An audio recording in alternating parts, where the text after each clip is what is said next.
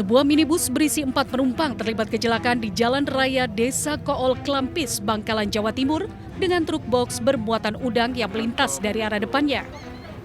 Kerasnya benturan membuat truk terbalik sementara minibus rusak parah. Sejumlah pengendara dan warga yang melihat insiden ini langsung berupaya menolong para korban. Meski sempat kesulitan, 4 penumpang dan pengemudi mobil minibus yang sempat terjepit berhasil dikeluarkan dengan selamat. Dugaan sementara kecelakaan terjadi akibat pengemudi minibus mengalami kelelahan atau microslip atau tertidur sesaat sehingga mobil melaju ke jalur berlawanan. Meski sempat menimbulkan kemacetan, arus lalu lintas kembali berjalan normal setelah kedua kendaraan yang terlibat kecelakaan dievakuasi. Dari Bangkalan, Jawa Timur, Taufik Syarawi, iNews melaporkan. Di Indonesia.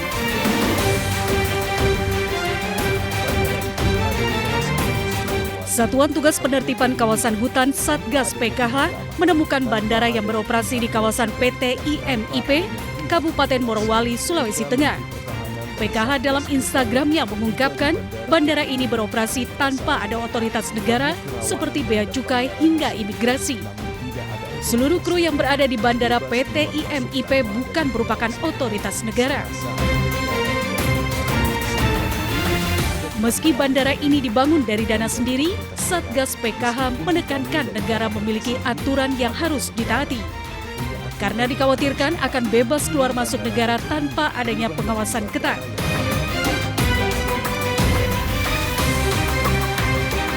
Dugaan adanya bandara tanpa otoritas negara diungkap Menteri Pertahanan Syafri Samsudin saat melakukan peninjauan intensif di Morowali, Sulawesi Tengah dalam rangka simulasi pertahanan terintegrasi TNI.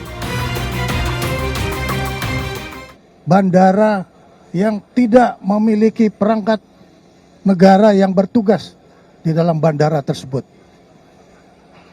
Ini merupakan hal yang anomali di dalam negara Kesatuan Republik Indonesia yang kita harus menegakkan regulasi, tapi ternyata masih terdapat celah-celah yang merupakan kerawanan terhadap kedaulatan ekonomi, bahkan juga bisa berpengaruh kepada stabilitas nasional. Sementara itu, Bandara Indonesia Morowali Industrial Park atau IMIP tercatat dalam situs Kementerian Perhubungan Republik Indonesia, Direktorat Perhubungan Udara. Bandara IMIP dikelola oleh pihak swasta. Bandara ini berlokasi di Desa Fatuvia, Kecamatan Bahodopi, Morowali, Sulawesi Tengah.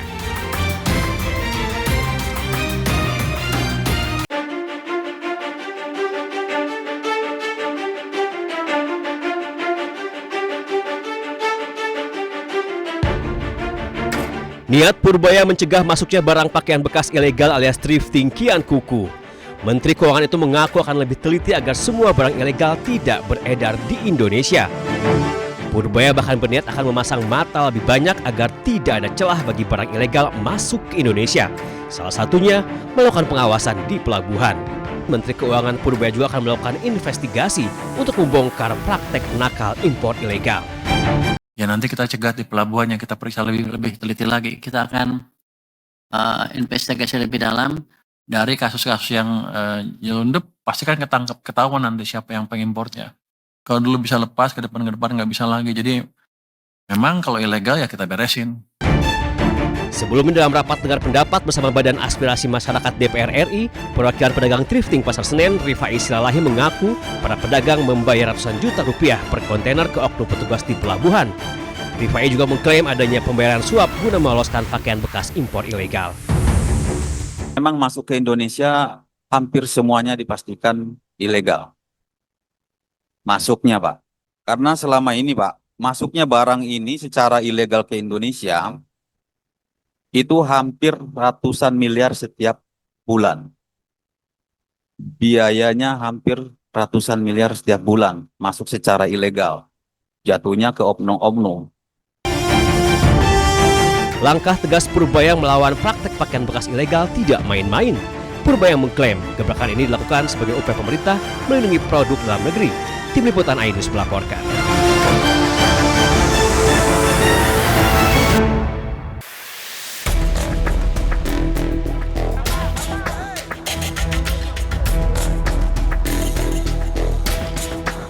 Mantan Direktur Utama PT ASDP, Ira Puspadewi, bisa bernafas lega.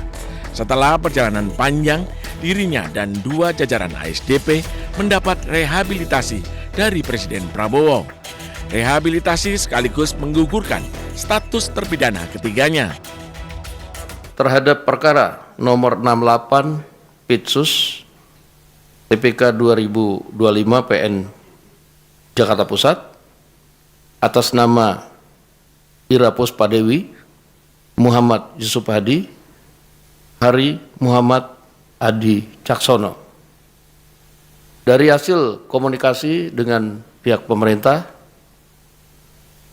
alhamdulillah pada hari ini Presiden Republik Indonesia Bapak Prabowo Subianto telah menandatangani surat rehabilitasi terhadap 3 nama tersebut. Dan ini surat sudah dikeluarkan dan ditandatangani oleh Presiden. Berdasarkan pasal 1 ayat 23 Kitab Undang-Undang Hukum Acara Pidana, rehabilitasi adalah hak seseorang untuk mendapat pemulihan haknya dalam kemampuan, kedudukan, dan harkat serta martabatnya yang diberikan pada tingkat penyidikan, penuntutan, atau peradilan. Sebelumnya, mantan Direktur Utama ASDP Indonesia Ferry, Ira Puspadewi, divonis 4,5 tahun penjara oleh Majelis Hakim Pengadilan Negeri Jakarta Pusat. Selain itu, Ira juga didenda 500 juta rupiah, subsidiar 3 bulan kurungan.